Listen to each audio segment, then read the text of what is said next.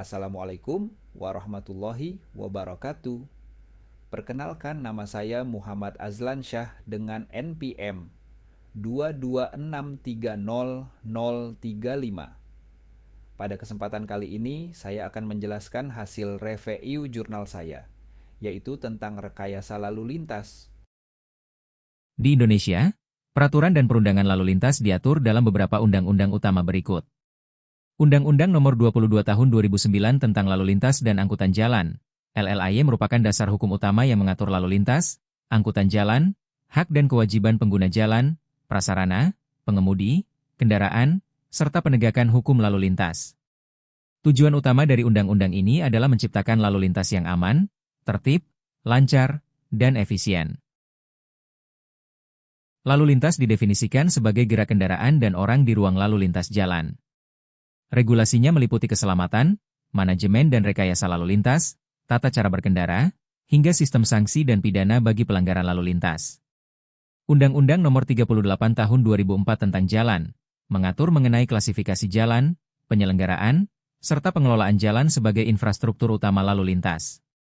Peraturan turunannya, termasuk peraturan pemerintah, peraturan kepala kepolisian, dan peraturan daerah yang mengatur lebih rinci aspek-aspek operasional lalu lintas. Prinsip penyelenggaraan lalu lintas berdasarkan undang-undang. Membina dan menyelenggarakan lalu lintas aman, tertib, lancar, berbasis teknologi. Menyertakan peran serta masyarakat dalam pengelolaan lalu lintas.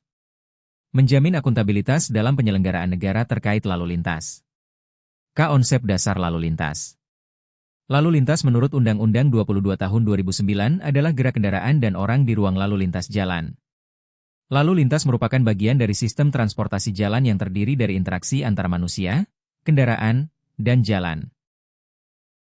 Prinsip konsep dasar lalu lintas.